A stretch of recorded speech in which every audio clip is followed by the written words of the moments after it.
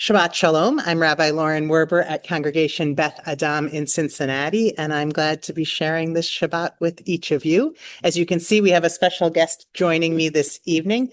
This is my mother, Joan Werber. She was in the wrong place at the wrong time, and I told her she would join us for services tonight, and we'll have an opportunity to chat with my mom a little bit later in the service.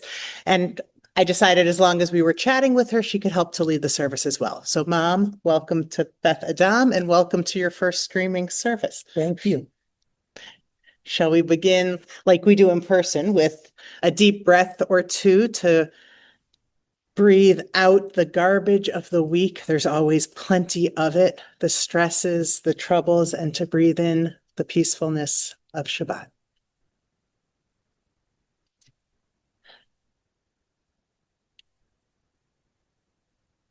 We'll begin with a kavanah, an intention to bring us into the mood of Shabbat, and we can take turns on this one. 6 days we speak, tonight we listen. 6 days we build, tonight we rest. 6 days we take care of others, tonight we nurture ourselves. 6 days we work to change our world, tonight we are renewed by what is eternal. 6 days we plan for the future, tonight we are enveloped in the present. 6 days we eat and drink in haste, tonight we savor the taste of bread and wine and feel the bond of the world that feeds us. 6 days we teach, tonight we learn. 6 days we hear the clamor, tonight we listen for clarity. 6 days we struggle to expand our influence. Tonight we are dissolved into a greater influence. 6 days we focus our vision on the task at hand. Tonight we look beyond what we can see. May each of us find our Sabbath peace. Shabbat Shalom. Maya Hayom, Shabbat Shalom. How beautiful is this day, a day of doing things differently, a day of peace.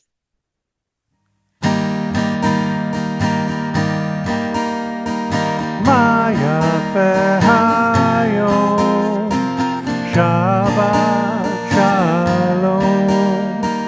Maya Hayom, Shabbat Shalom. Shabbat, Shabbat Shalom. Shabbat, Shabbat Shalom.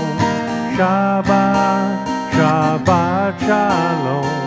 Shabbat Shalom. Maya Hayom, Shabbat Shalom. Maya Hayom, Shabbat Shalom. Shabbat, Shabbat Shalom. Shabbat, Shabbat Shalom. Shabbat, Shabbat Shalom. Shabbat Shalom.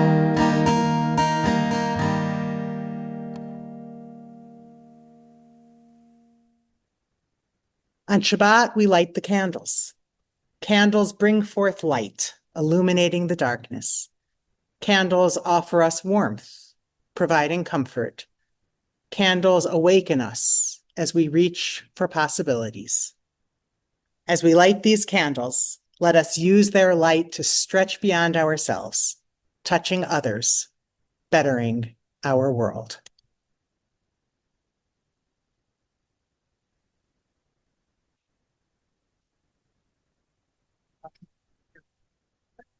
All right.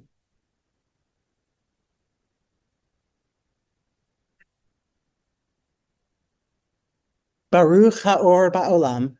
Blessed is the light within the world. Baruch Haor Ba'adam. Blessed is the light within each person. Baruch Haor Ba'Shabbat. Blessed is the light of Shabbat. Caught without shelter in media showers, nervous attempts to feel connected, pressed into service in a workaday world, made strangers to our own rhythm. Our true medium, not a race against time, but an endless flow of new possibilities. Not a fixed point in the universe, after all, but an ongoing discourse between nature and itself. Right? The Sabbath beckons us each week to find our own rhythms, if only for a day, to cherish this moment without thoughts of what's next, to reveal ourselves, gleaning the chosen from the imposed, to determine what we want and what we need, and so each week to make ourselves whole, if only for a day. As we seek wholeness, we turn to a song of peace. The word shalom, as you may know, is often translated as peace. It comes from shalem, the word for wholeness. When we are whole and we help make others around us whole and we help make our world whole, then we have peace. Na'aseh shalom, may we make peace in the world. May we make peace for us and for all people.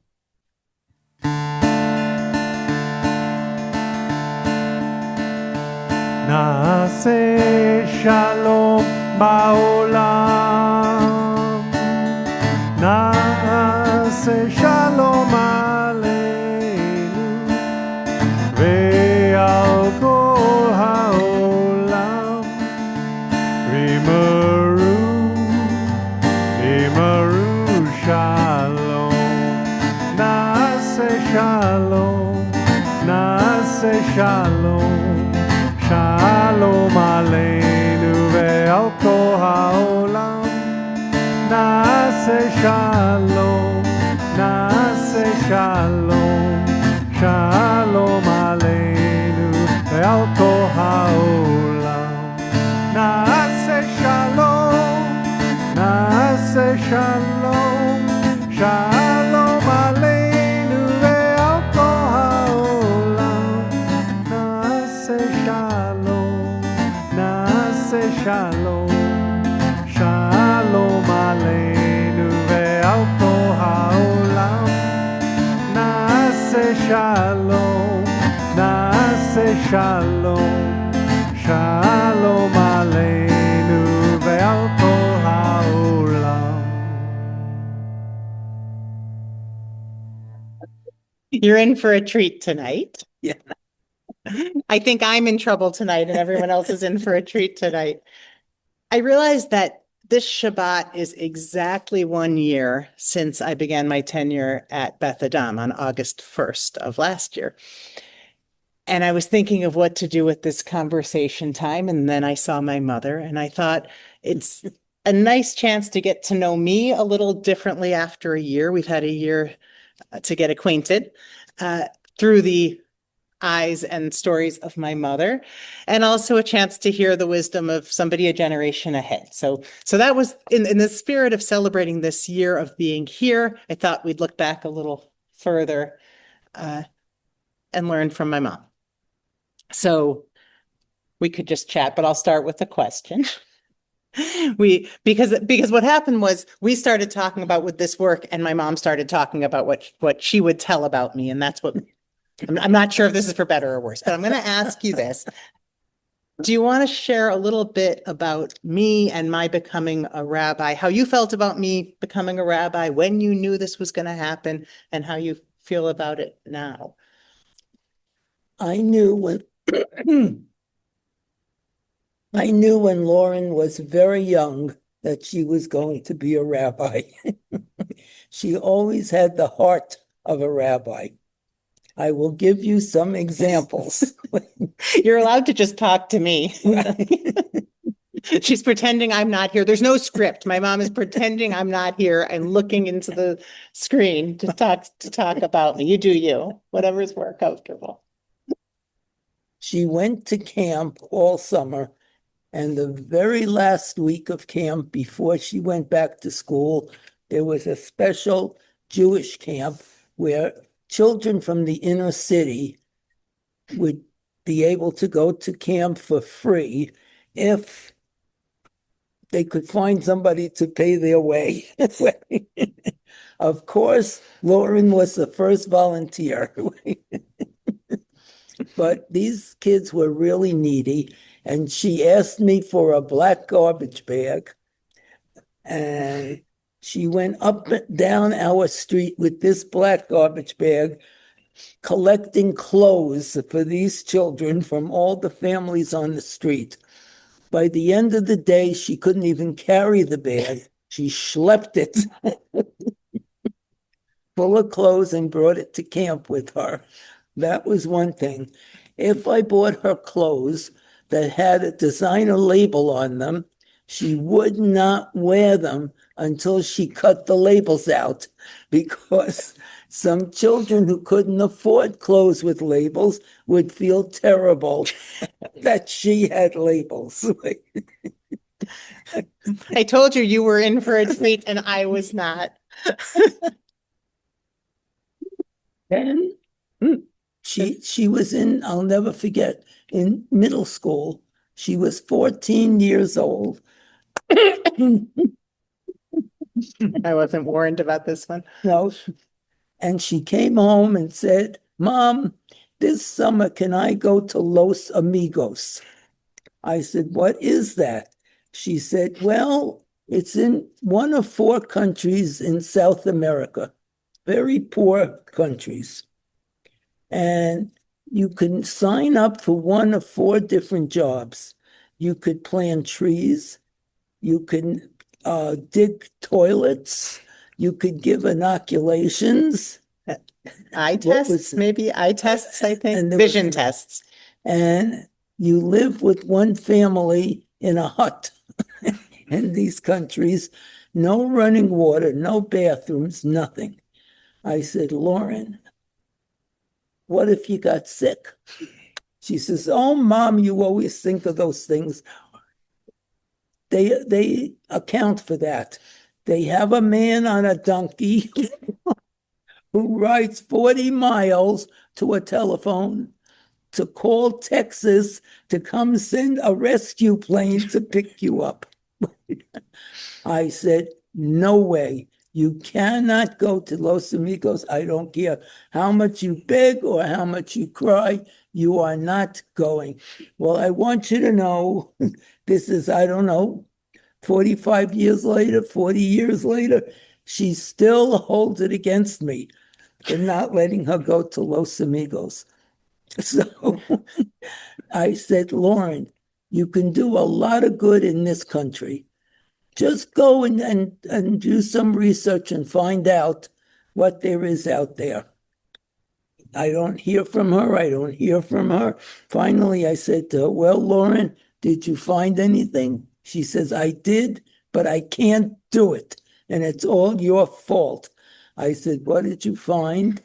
She said, "A forest ranger," which was somehow looking good to me after Los Amigos. But I can't do it. I said, "Why not?" She says, "Because it pays. And if you take money, you're not giving of yourself.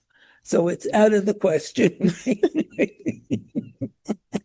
Those are a couple of examples how Lauren was difficult in her goodness. It's interesting to me that that's what you picked for why I'd become a rabbi. And it aligns with Beth Adam, but it's not, I don't think what everybody would say, that's how I knew you'd be a rabbi, right? I don't want anyone on the board of Beth Adam to get their hopes up from that story. It's very easy to not want to get paid when someone else is buying your food, right? And your clothing. But I can't say it's untrue. I do remember that very clearly, that story. But that is interesting to me. It's not the stories I expected my mother to give for how she'd know I'd become a rabbi, Well, but they're good stories. She went to private high school and they had to give a senior speech. I forgot about this. And she gave her senior speech on Israel. And she was amazed at how many of those children never heard of really basic things about Judaism. And that was a big determinant in her decision.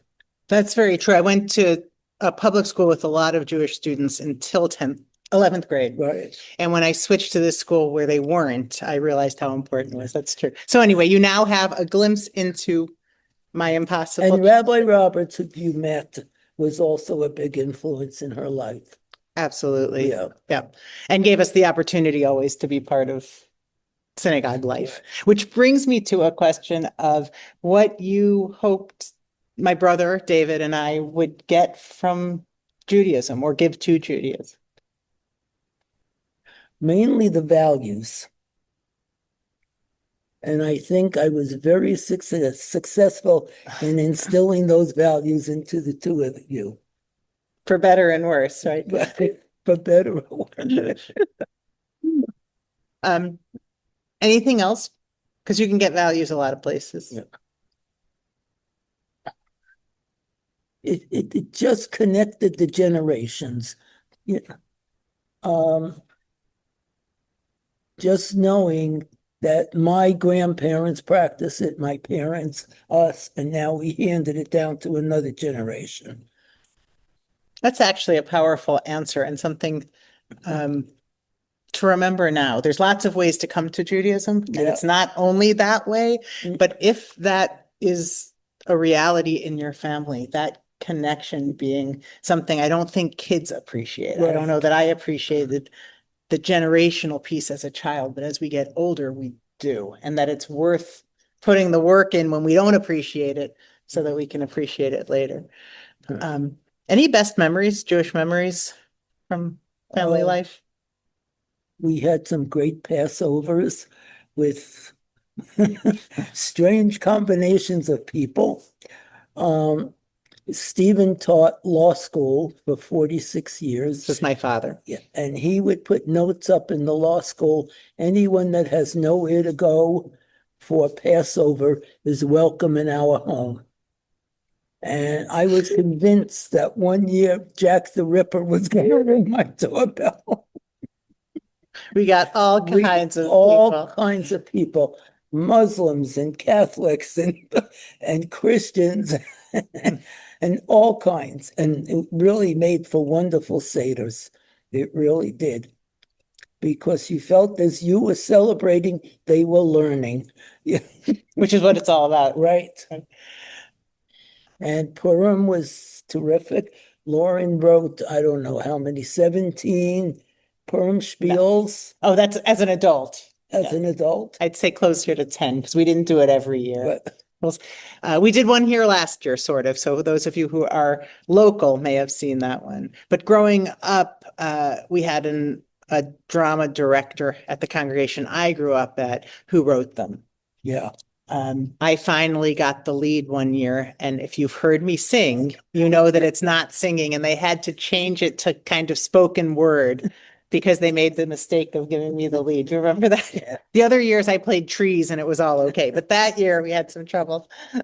I was asking my mom, I was remembering things that our congregation did that were memorable, and one of them, I'm going to make you talk about Chinese New Year. Oh, well, we had a big congregation, and New Year's Eve, we always put on a big party. And this particular year, we made a Chinese New Year's. Everyone wore Chinese clothing, and Which we wouldn't do today, but was Right. really awesome for back Right. then. They rented a rickshaw. And when it arrived, we found out that we couldn't get it in the building because the doors weren't wide enough. They had to take the doors off. But anyway, we looked at all this food. We were feeding 200 people. We looked at all this food and somebody said, we don't have enough fried rice. So we called the nearest Chinese restaurant and ordered a load more of the fried rice. And we specifically said to them, no pork in the rice. Well, of course, the rice came and it was full of pork. And all of us are around this big tub of rice picking out the pork. But we had a good time. And I love that so much because, right, Beth Adam, we just say what we do. Reform congregations very often have a no pork and shellfish policy, but lots of the people eat it. So the Right. willingness to take the risk at just Right. putting their hands all through the rice, I just love it. That's like my favorite thing they ever did. Anything else about years past before I ask you a right now question? Years past. Anything they just have to know? Right. I'll let you think about that and I'll ask you the right Okay. now question. The right now question is my parents moved also to Cincinnati. We dragged them along. We are still working on showing my mother what's great about Cincinnati. And one of those things is Beth Adam, and you're part of our community now. So It's what do you, certainly not the weather. it is certainly not the weather. I don't know what I'm going to do if one more person tells me Cincinnati weather is better than Cleveland weather with the summer we're having. You're right. What do you hope to find or bring or feel at Beth Adam?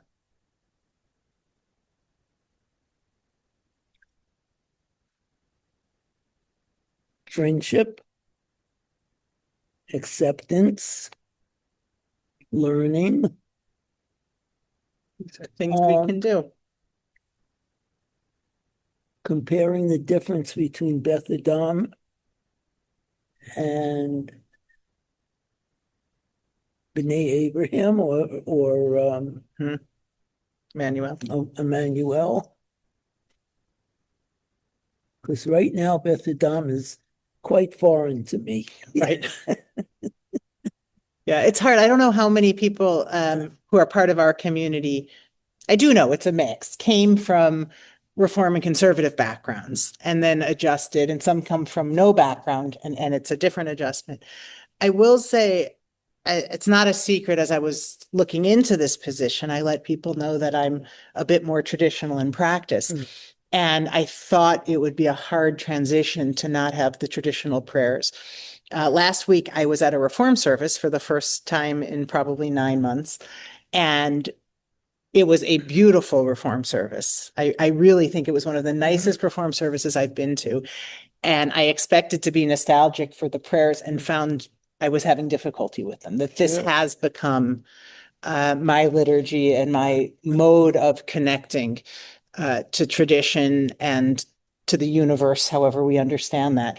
So it happens, but it takes time. And I appreciate from my mother, who didn't choose Beth Adam the same way most people do, right? You chose Beth Adam because I chose Beth Adam.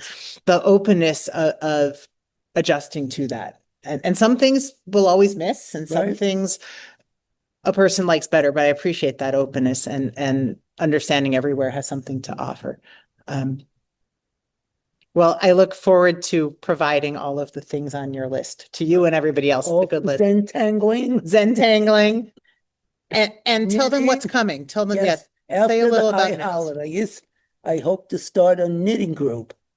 I was in one in Cleveland, and it was part of what was the name? NCJW. Yes, National Council of Jewish Women.